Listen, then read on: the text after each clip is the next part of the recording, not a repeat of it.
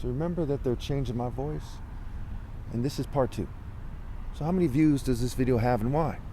I've been making videos for 16 years on different platforms. Why are they suppressing my videos? Why are they making it so that my comments don't show up, that my tags don't hit as hard as other people's tags?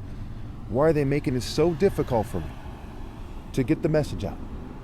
And if this video has a lot of views, am I still alive? Is my channel active? Are they trying to fool you about that? I mean, what's going on, right? You can't put anything past these people. So in this video, we're going to talk about Spain. There's one very attractive female who is talking to the person who runs the Hermes channel or whatever, the blonde guy. And she's saying to him that she doesn't think immigrants commit that much more crime. She doesn't care if they sell fake merchandise and so on and so forth. And she thinks that, they're having trouble in their countries for whatever reason and that they have a right to be in Spain because you should be helping people out. And he is trying to confuse her about things. He says to her, well, would you let Africans live in your home? There's a difference between saying they have a right to be in your country and saying, well, do you want to take these people in? Okay, knowing that they're desperate, quite often at least, that alarms a lot of people, right? And the average person does not want to take an immigrant in even if they're the same race as they are. But he specifically brings up black Africans. Now there's also Arabs and other people that migrate there. So it comes off as racist. Not some controlled opposition fool or some racist person of color or racist white or Jew or LGBT. Also not a token minority that seeks to take advantage of the fact that racists say a lot of ignorant things to say something that's more true than what they say. I'm someone who speaks the pure truth. Now, why are they doing what they're doing? Why are they racist toward immigrants in the first place? Well, it goes back to Egypt, right? The white man did not civilize the world, but he likes to pretend that he did, and that's far more important than people think.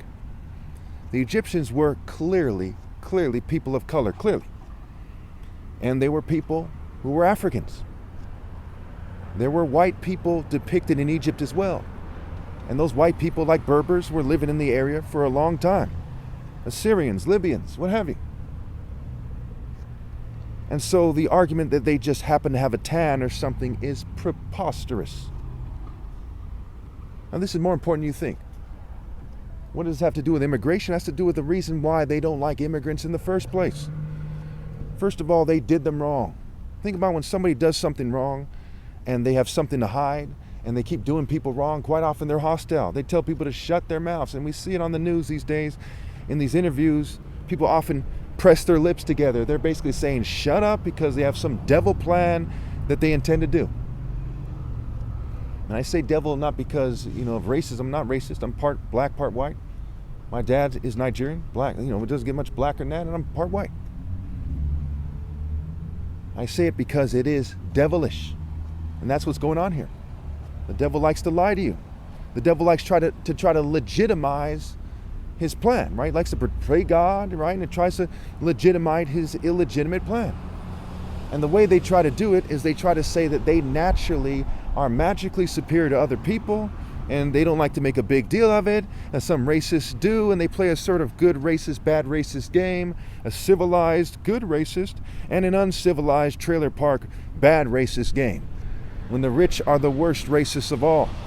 They're the reason why 9 million people starve to death every year in the world. And it's clear and very easy to end world hunger. Very easy. With the global farming program, very easy. A lot cheaper than most wars, most recent wars, and very easy. Especially when you think about how much people pay people for their labor in other countries. How much land costs, right? Very, very easy. And tons of people would love to scramble to do it. Just like giving aid to Gaza, right? It's very easy to give Palestinians aid and have people with metal detectors and checkpoints and to make it very organized and very safe. And so it is with feeding people in the world in general. It's very easy to end world hunger, but they refuse to do it.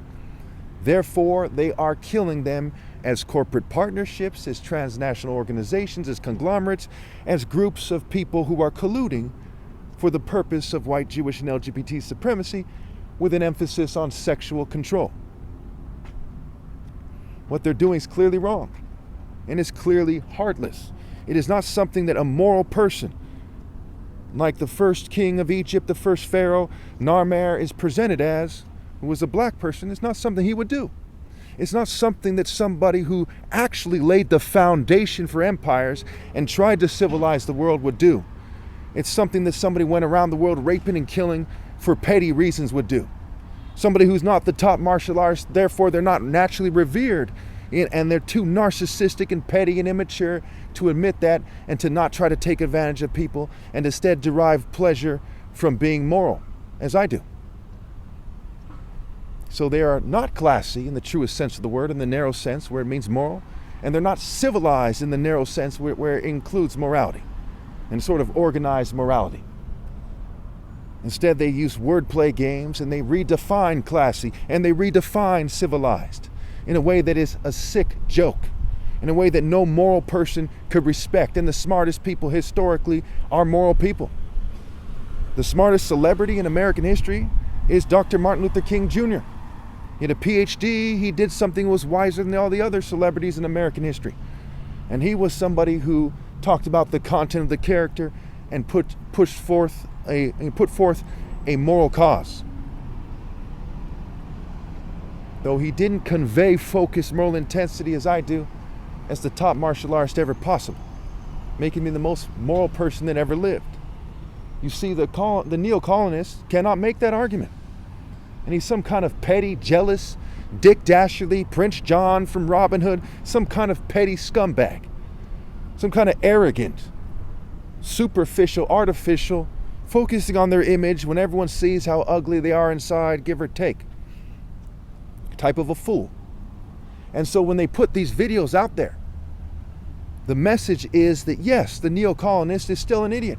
Yes, the neo-colonist is still racist. Yes, he's still petty enough and stupid enough. Yes, he's still using rape in various ways, forcible in fraternities, drugging them, coercion, rape by deception. He's still a rapist and a racist. That's why the word racist is like the word rapist in his own language. Bottom line, I just call it how I see it. If it was the Philistines in the Old Testament that faced the Israelites, you say it's the Philistines. It's the Romans that crucified Jesus with the Jews encouraging him. You say it was the Romans and the Jews. It's the white Jew and LGBT communities, rich communities that is, are the main colonists. You say that as well. And after that, at some point, Asians, what have you. Arabs are doing something. There's some kind of rich people in every race and every nation in the world doing something. Okay. But you say, what is it? What does it mean? What should we do? You should not let yourself become some kind of cowardly fool who sells out and twists things trying to make your race look good, okay? Especially when the New World Order is controlling the reproductive processes of your race. Where does that leave you? Let's say you're all, Arab, and then a bunch of crypto Jews are controlling your reproduction, okay? Are you really doing it for your race or the race they're creating?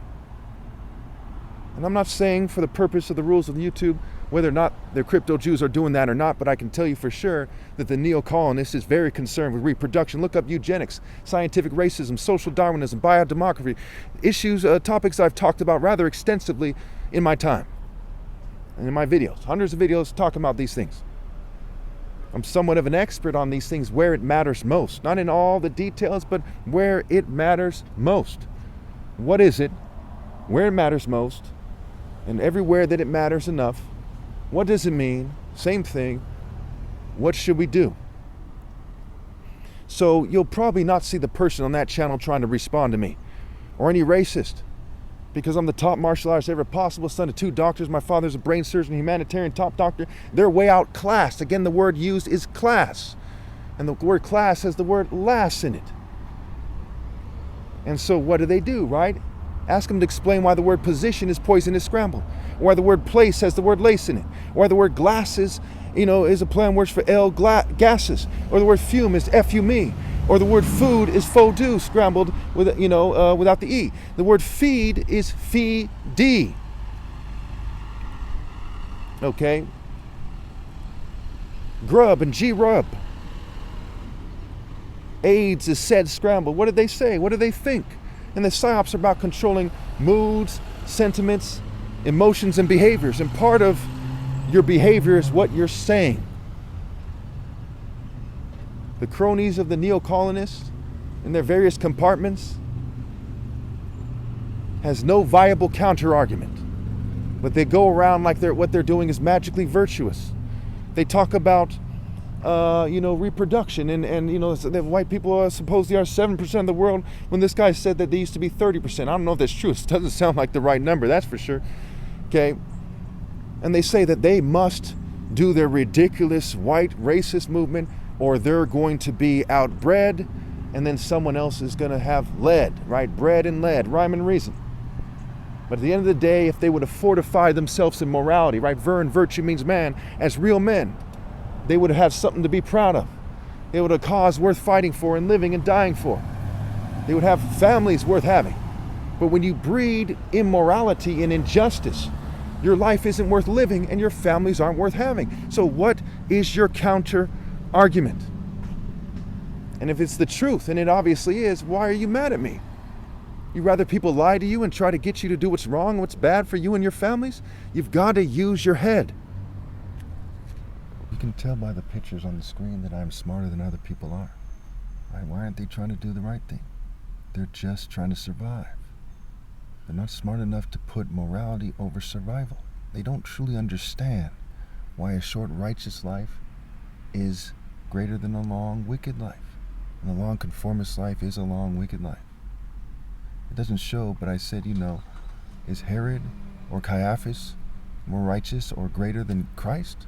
Obviously he wasn't. So notice they try to make the argument that blacks are jealous of whites, right? And that they're just trying to tear them down and that it's not going to ever happen. Now think about it. Who put them up to saying that? Obviously rich people. They know you don't think very highly of the people who make those comments, unless you're a completely ignorant person. Completely ignorant person.